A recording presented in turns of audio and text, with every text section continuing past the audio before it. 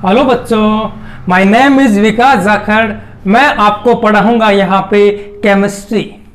मैं आपको यहाँ पे केमिस्ट्री पढ़ाऊंगा और सबसे पहले जो अपन चीज यहाँ पर शुरू करेंगे वो करेंगे नीट के सॉल्यूशन। जितने भी ईयर के, जैसे मैं यहाँ पर लिखा है मैंने आपको, नीट केमिस्ट्री एग्जाम क्वेश्चन 2001 से 20 तक जितने भी आपके नीट में क्वेश्चन आए हुए हैं उन सबका सॉल्यूशन अपन यहाँ पे करेंगे और सारे क्वेश्चन को अपन चैप्टर वाइज करेंगे। और सबसे पहला जो चैप्टर अपन यहाँ पर लेंगे वो चैप्टर है अपना यहाँ पर एटॉमिक स्ट्रक्चर। एक चीज मैं आपको और बता दूं, अगर आपको इस चैप्टर से रिलेटेड एनसीईआरटी के एग्जाम्पलर में या फिर किसी भी गाइड के क्वेश्चन में अगर आपको दिक्कत है तो आप मुझे कमेंट सेक्शन में अपना क्वेश्चन भेज दीजिएगा, मैं आपको उसका रिप्लाई कर दूंगा। आपको एक प्रॉपर सॉल्यूशन के साथ आपको वहां पर मैं आपको रिप्लाई कर दूंगा। तो शुरू करते हैं आज का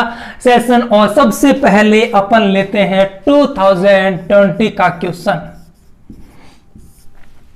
2020 का क्वेश्चन लेते हैं। क्वेश्चन यूं आया था, आपको एक एलिमेंट दे रखा था जिसका एटॉमिक नंबर और मास नंबर आपको यहां पे दे रखा था। एटॉमिक नंबर और मास नंबर आपको यहां पर दे रखा था और आपको पूछा गया इसमें आप प्रोटॉन, न्यूट्रॉन और इलेक्ट्रॉन कैलकुलेट करो।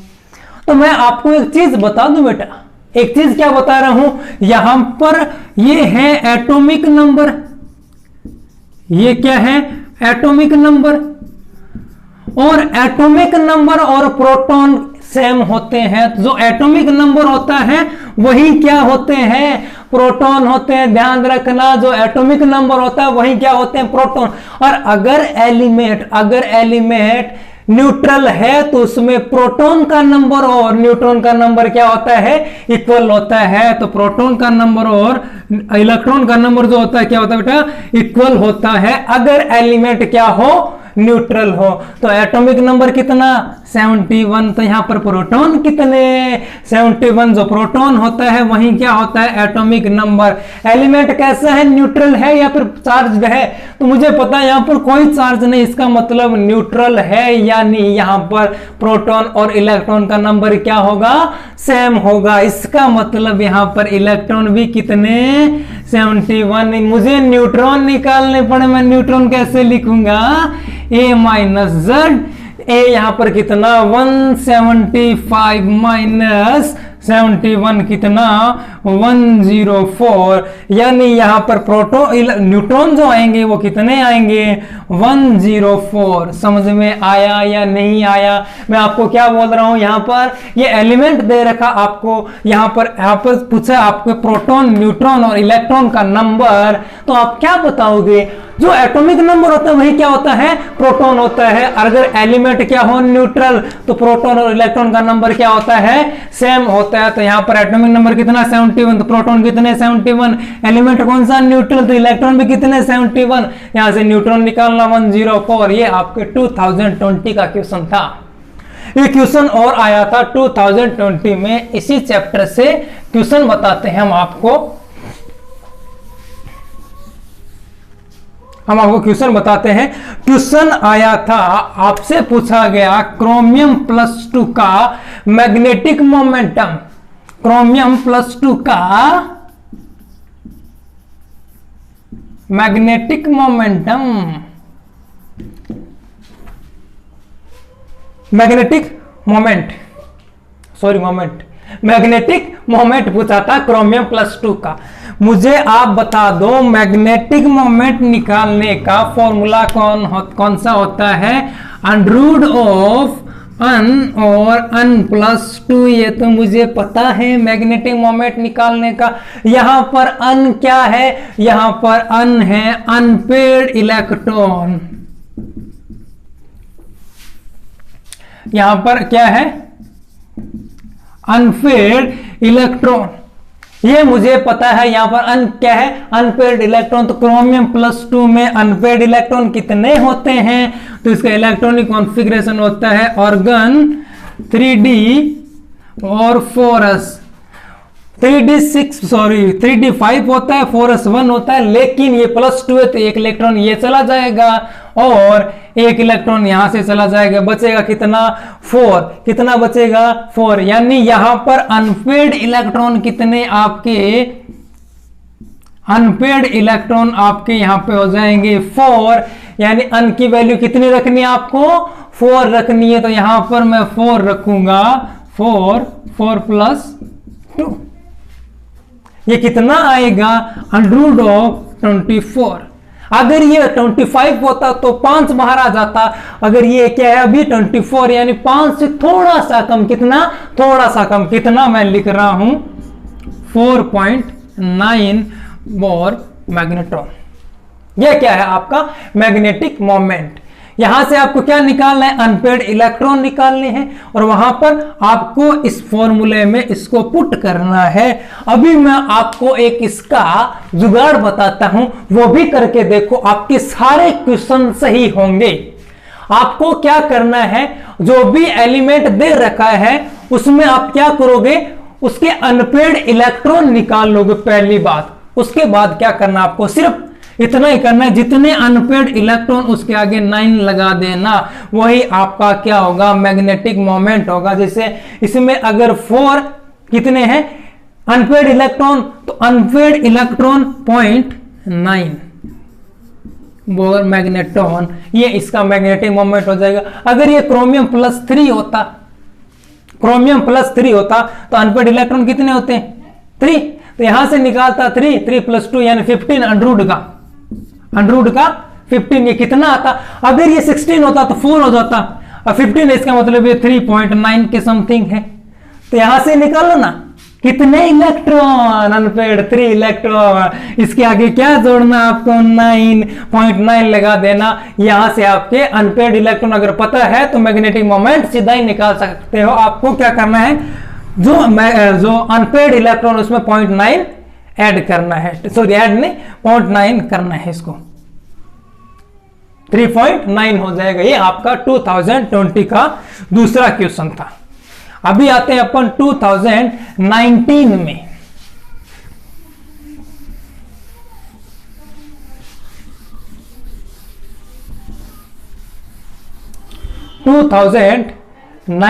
में अल की वैल्यू बता देता हूं। इसके लिए होती है 0, पी के लिए 1, इसके लिए 2, इसके लिए 3। अब अन की वैल्यू कितनी 4, अल की वैल्यू कितनी 2, ये कितना आएगा 6 आएगा।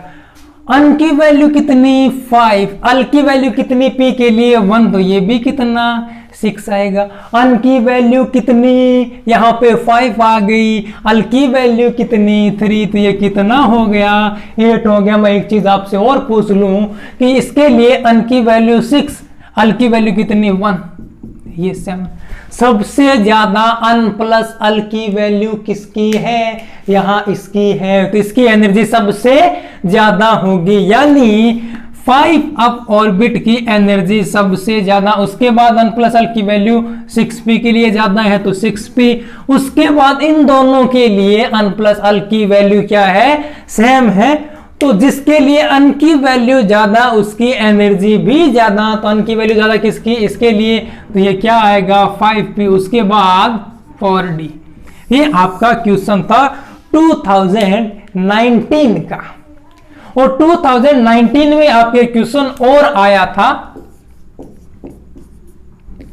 आपको पूछा था हाइड्रोजन एटम का स्पेक्ट्रम बनाते हैं तब कौन सी लाइन है जो विजिबल है, कौन सी सीरीज है, जैसे अपन लिखते हैं ना लाइमन, बामर, पास्टन, ब्रैक्टे, फुंडे, हम्परी, तो इनमें से कौन सी लाइन है जो विजिबल है। तो हमें ये पता है लाइमन जो होती है ना, लाइमन है वो कौन सी होती है, अल्ट्रावायलेट होती है।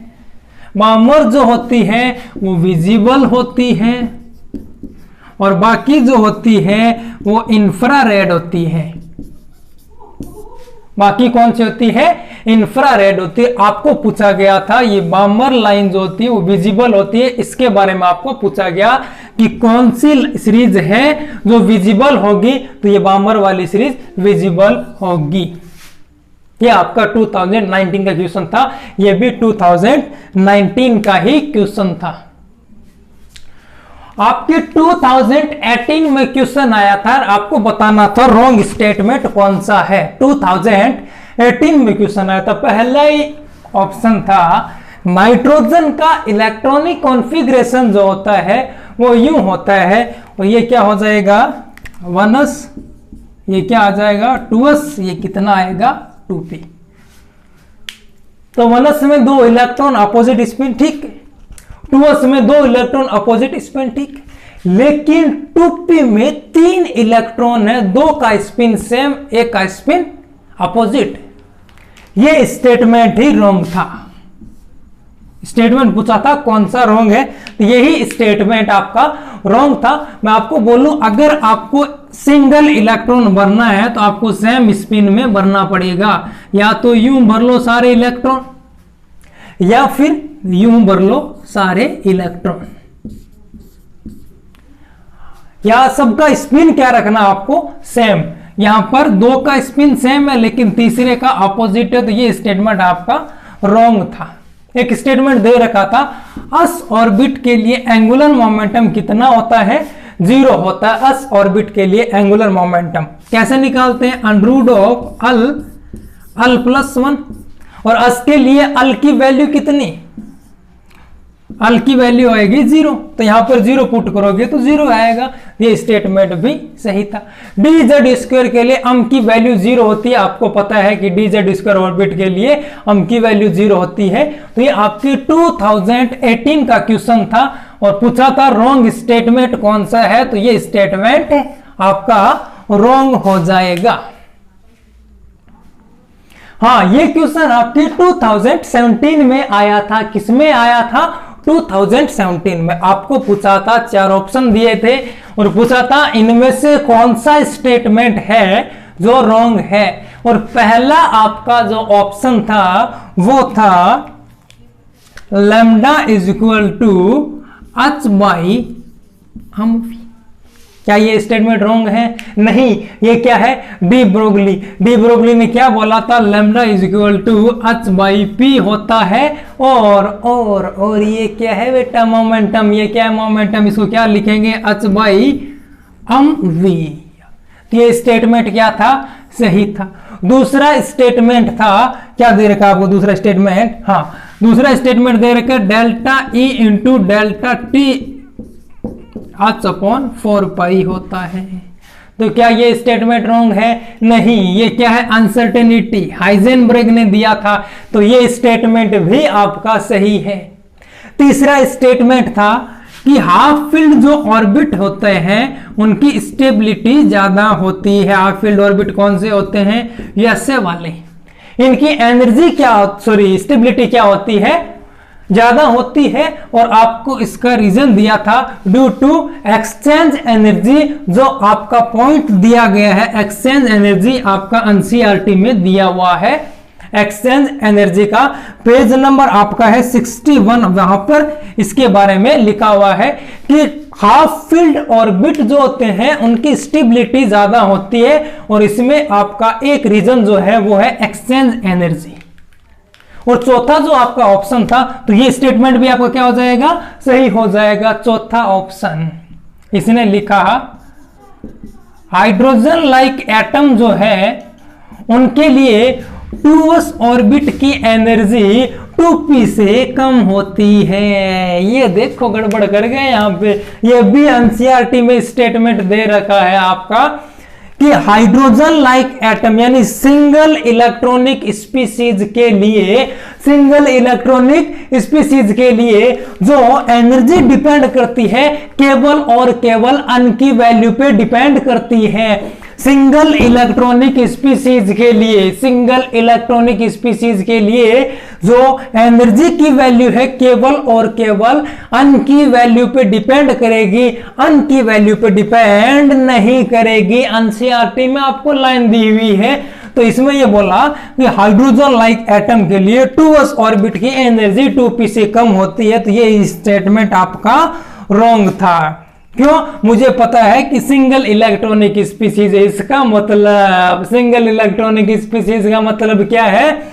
वहां पर एनर्जी तो डिपेंड करेगी ओनली फॉर अन की वैल्यू पर डिपेंड करेगी, वहां पर अल की वैल्यू से कोई मतलब नहीं है। ये 2017 का आपका क्वेश्चन था, 2017 का आपका क्वेश्चन था।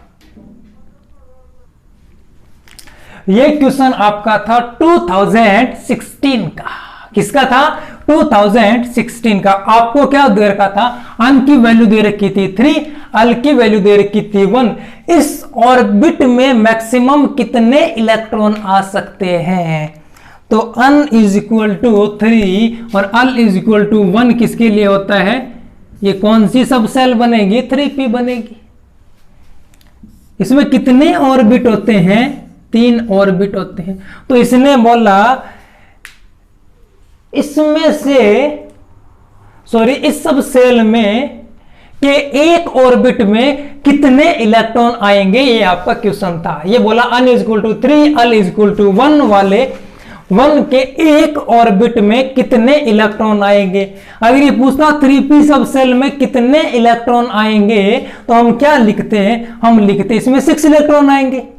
लेकिन इसने बोला कि इसके एक ऑर्बिट में कितने इलेक्ट्रॉन आएंगे। ऑर्बिट कितने? 1 2 3। एक ऑर्बिट में मैक्सिमम कितने इलेक्ट्रॉन आ सकते हैं? तो आपके इलेक्ट्रॉन आएंगे मैक्सिमम 2 इलेक्ट्रॉन। और यही आपका आंसर था 2।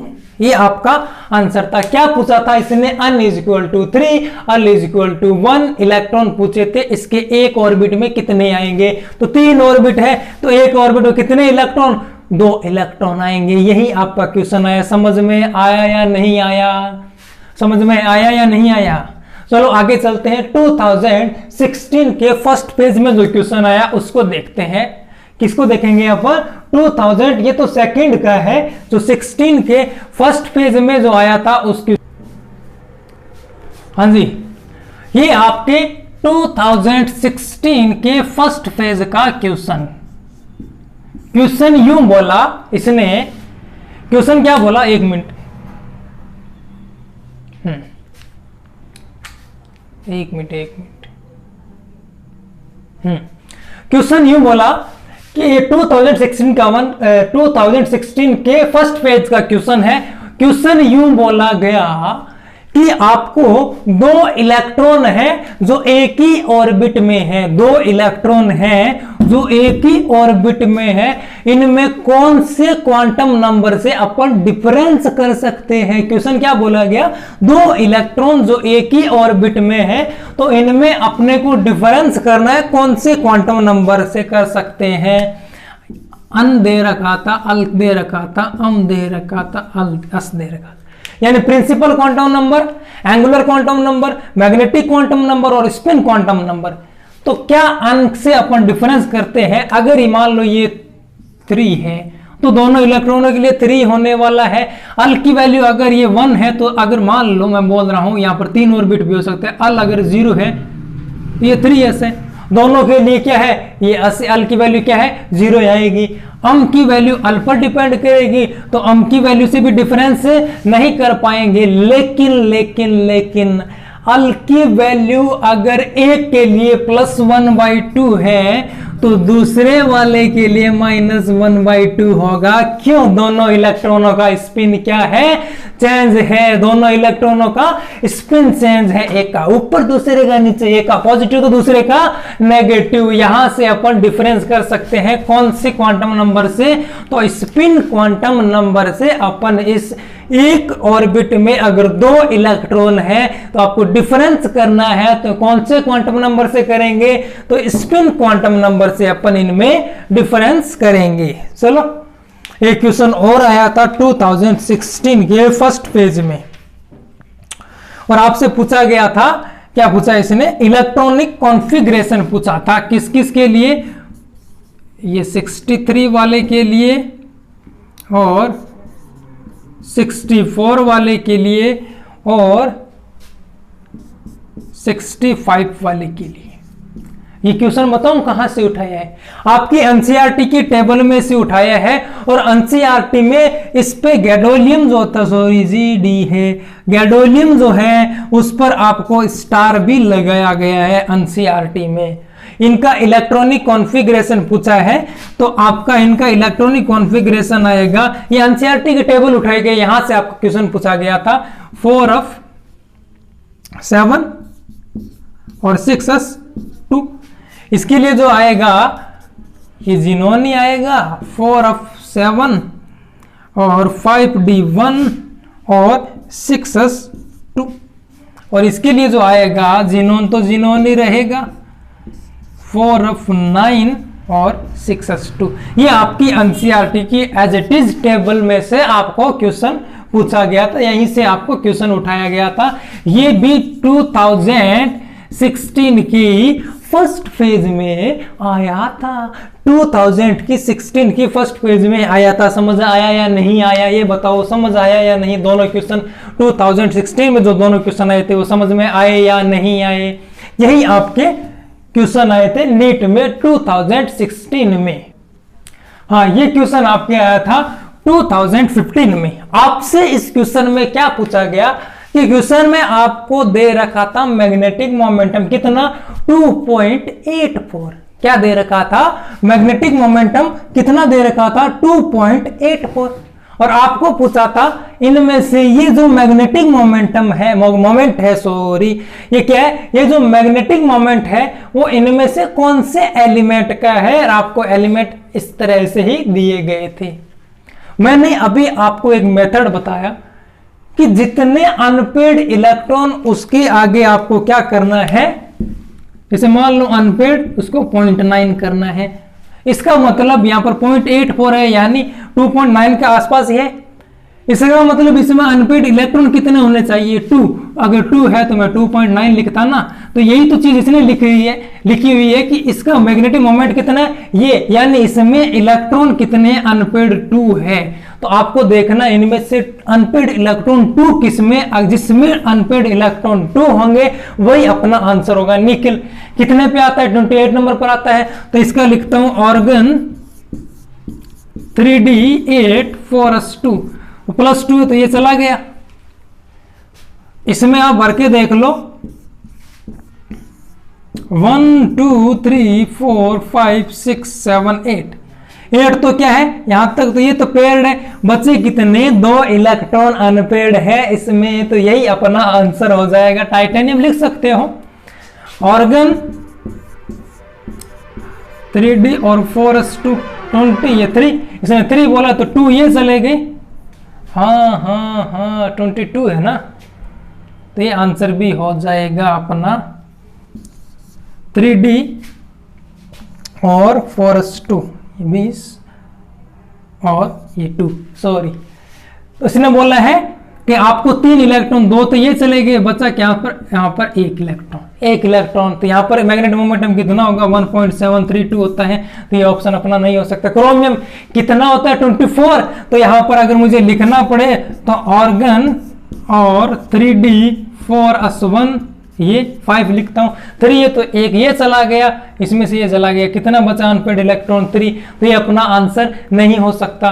कोबाल्ट 27 पर, ये ऑर्गन और ये 3d ये 4s2 27 है तो ये 7, तो 2 बोला तो यहाँ पर ये चला गया। तो यहाँ पर भी कितने बचेंगे इस बार? इसमें 3 अनपेड इलेक्ट्रॉन बचेंगे, तो ये अपना आंसर नहीं है। तो आंसर कौन सा हो जाएगा? पहले वाला निकिल +2 वाला आपका आंसर हो जाएगा। समझ में आया या नहीं आया आपके? इसने क्या बोला था? मैग्नेटिक मोमेंट कितना? 2.84। आपको बताना था इनमें से कौन से एलिमेंट का ये मैग्नेटिक मोमेंट है। तो आपको यहां से निकालना है कि मुझे पता है कि इसका मतलब यहां पर अनपेड इलेक्ट्रॉन कितने? 2 है, जिसमें 2 अनपेड इलेक्ट्रॉन, वही अपना क्या होगा? आंसर। तो आंसर क्या आएगा? ये आपके 2015 का क्वेश्चन है। हाँ, आपका ये क्वेश्चन है 2015 का। किसका है? 2015 का आपका ये क्वेश्चन है।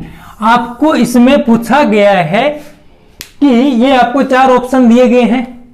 इनमें से किसमें इलेक्ट्रॉन का नंबर जो है Fe+2 में d इलेक्ट्रॉन के नंबर के बराबर नहीं है। यानी Fe+2 में d ऑर्बिट में जितने इलेक्ट्रॉन हैं उनके बराबर नहीं है। आपको 4 ऑप्शन दिए गए। सबसे पहले Fe+2 लिख लेते हैं, 26 पे आता है। तो इसका मतलब यहां पर आएगा ऑर्गन और 3d6, यानी इसके d ऑर्बिट में कितने 6 इलेक्ट्रॉन। ठीक है, तो इसके इक्वल किसमें नहीं है। जैसे मैग्नीशियम बोला है तो मैग्नीशियम के लिए लिखूंगा 1s2 2s2 और 2p6 और 3s2। तो इसमें पूछा है मैग्नीशियम, इसके लिए Z कितना है 12 है, उसमें s इलेक्ट्रॉन का नंबर कितना 2 4 6, यानी इसमें s इलेक्ट्रॉन कितने 6, Z में भी कितने 6, तो ये तो है। अब इसने बोला है कि क्लोरीन जिसके लिए Z कितना है 17 p इलेक्ट्रॉन की संख्या, तो क्या आएगा 1s2 2s2 2p6 3s2 3p5। अब D कितने 6, तो P कितने 6 और 5 11 इलेक्ट्रॉन। तो ये आपका गलत हो जाएगा। ये पूछा था कि इसमें 6 से 6 के बराबर होना चाहिए। जैसे इसमें पूछा है कि आयरन 26, तो इसके लिए आएगा organ 3d6 4s2। D electron का नंबर कितना, इसने पूछा डी इलेक्ट्रॉन कितने 6, तो ये भी 6, तो ये तो पॉसिबल है, ये तो सही है। नियोन इसमें p इलेक्ट्रॉन, तो 1s2 2s2 और 2p6, कितने p में 6 इलेक्ट्रॉन, इसमें भी कितने 6, तो ये भी है। तो आपका रॉन्ग स्टेटमेंट कौन सा हो जाएगा, ये हो जाएगा आपका रॉन्ग स्टेटमेंट। इसी में आपके 2015 में क्वेश्चन और आया था, वो क्या था, वो क्वेश्चन यूं था कि हाँ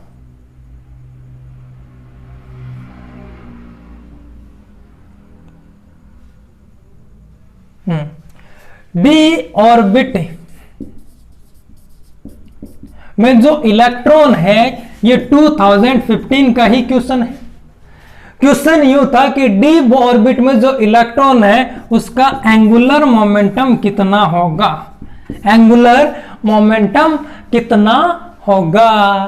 तो आपको पता है एंगुलर मोमेंटम कैसे निकालते हैं, under root of l into l plus 1। और डी ऑर्बिट के लिए अल की वैल्यू कितनी 2, डी ऑर्बिट के लिए अल सॉरी h अपॉन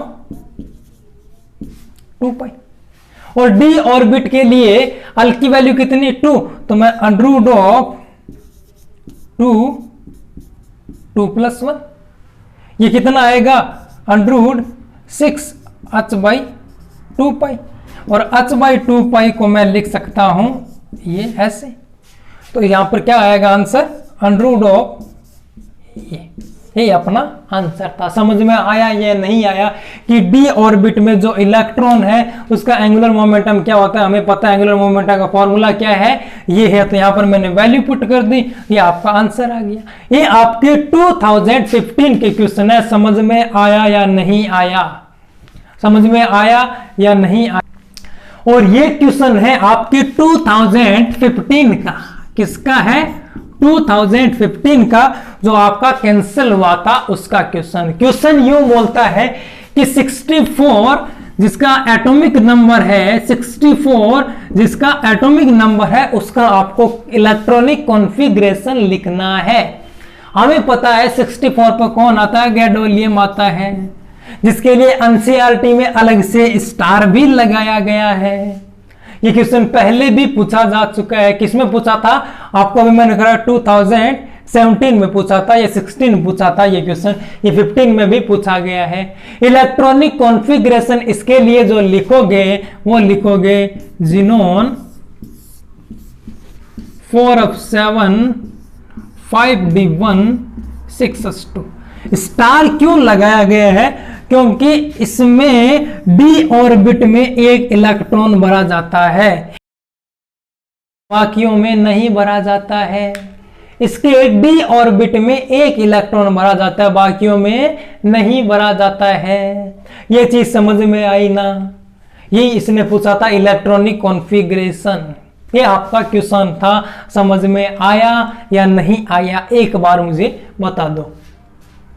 हाँ, एक चीज मैं आपको और बोलता हूं कि अगर इस चैप्टर से रिलेटेड कोई भी आपका डाउट हो, इस चैप्टर से रिलेटेड कोई भी आपका डाउट हो, किसी भी गाइड का आपका डाउट हो, या फिर आपके एनसीईआरटी के एग्जाम्पलर का डाउट हो, तो आप मुझे कमेंट सेक्शन में लिख दीजिएगा। मैं आपका सॉल्यूशन आपको भेज दूंगा वापस।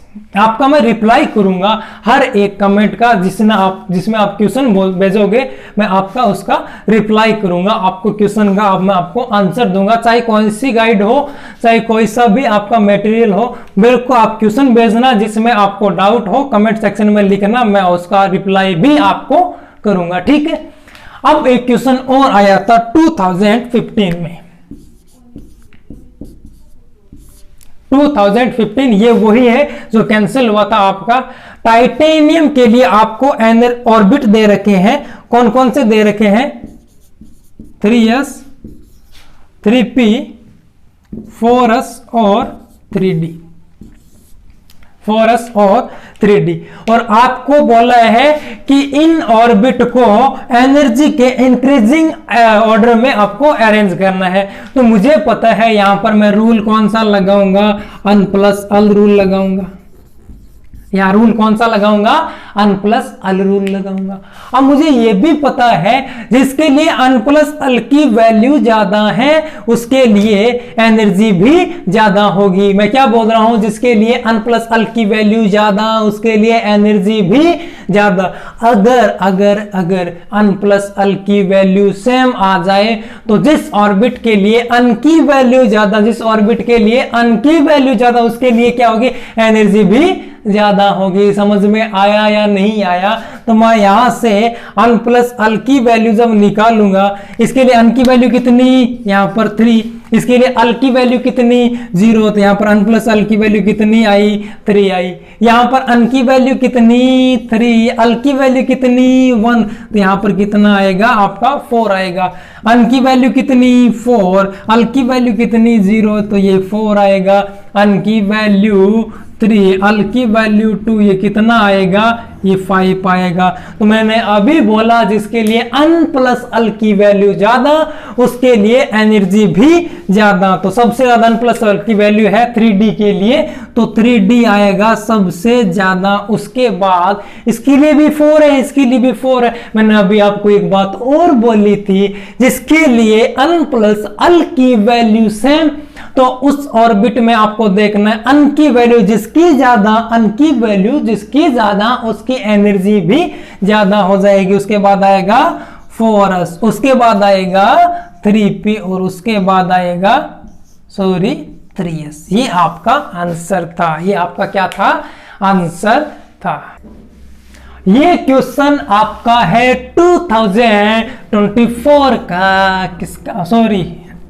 2014 का। ये 2014 में आपका ये क्वेश्चन आया था। क्वेश्चन यूं बोल रहा था कि अन की वैल्यू कितनी? 3, अल की वैल्यू कितनी? 1, अम की वैल्यू 0। यहाँ पर पॉसिबल ऑर्बिट आपको बताने थे, कितने ऑर्बिट पॉसिबल है। तो मैं यहाँ पर रखता हूं अन की वैल्यू 3, अल की वैल्यू 1 किसके लिए होती है? तो p के लिए होती है, यानी 3p। यहां पर सब सेल बना, तो मैंने यहां लिखा इस सब सेल में कितने ऑर्बिट होते हैं? 3 ऑर्बिट।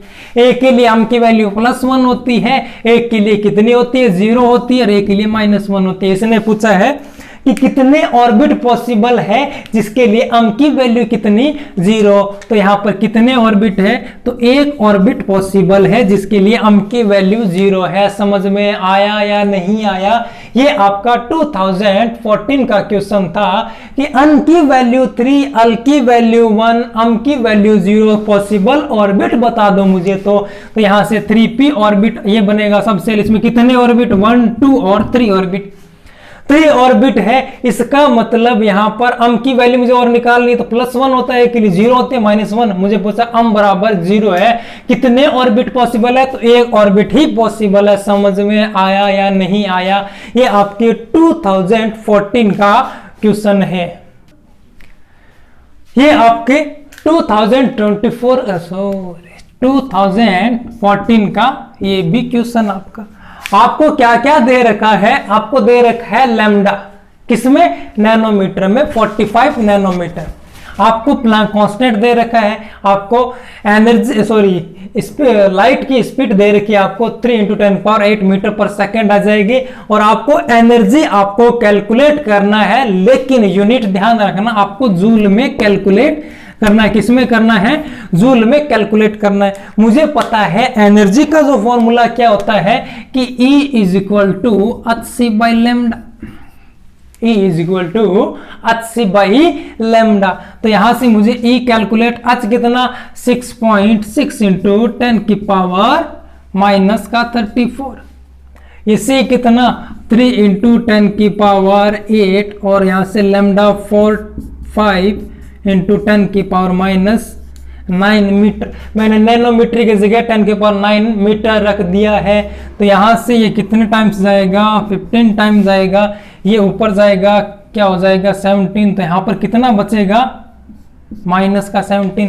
तो यहां से आएगा आपका 6.6/15 10⁻⁻17।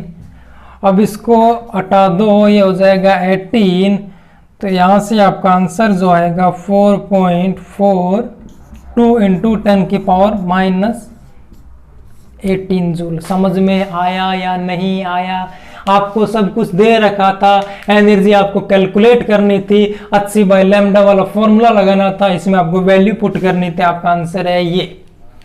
और इसमें आपको मैं एक मेथड और भी बताता हूं। अगर आपको ये दे रखा हो लैम्डा नैनोमीटर में एनर्जी निकालना हो, लेकिन यहां पर आपको यूनिट का ध्यान रखना है। यहां पर जो एनर्जी आएगी इलेक्ट्रॉन वोल्ट में आएगी, 1240 electron volt nanometer upon lambda, किसमें? नैनोमीटर में। ये तो कैंसिल आउट हो जाएगा। यहां से एनर्जी जो आएगी आपके इलेक्ट्रॉन वोल्ट में आएगी। आपको करना पड़ेगा चेंज जूल में। तो 1 इलेक्ट्रॉन वोल्ट आएगा, वो 1.6 × 10⁻90 जूल होता है। तो अगर आपको इलेक्ट्रॉन वोल्ट में पूछे एनर्जी, तो आप सीधा यही फॉर्मूला लगाना। इलेक्ट्रॉन वोल्ट में आपको एनर्जी पूछे तो आपको ये फॉर्मूला लगाना है। अगर ये लैम्डा एंगस्ट्रम में दिया हो तो एनर्जी क्या लिखोगे? 12400 electron volt angstrom upon lambda angstrom. अगर आपको लैम्डा एंगस्ट्रम में दिया हो तो ये फॉर्मूला लगा देना, नैनोमीटर में दिया हो तो ये नैनोमीटर में दिया हो तो 1 0 कम करना है बस, और क्या है। अगर आपको एनर्जी इलेक्ट्रॉन वोल्ट में पूछे तो आप ये सीधा ये फॉर्मूला लगा देना। और अगर यहां से निकालना हो तो आपकी जो एनर्जी इलेक्ट्रॉन वोल्ट में आती है उसको 1.6 × 10⁻19 से मल्टीप्लाई कर देना, आपके हो जाएगी ये जूल में एनर्जी।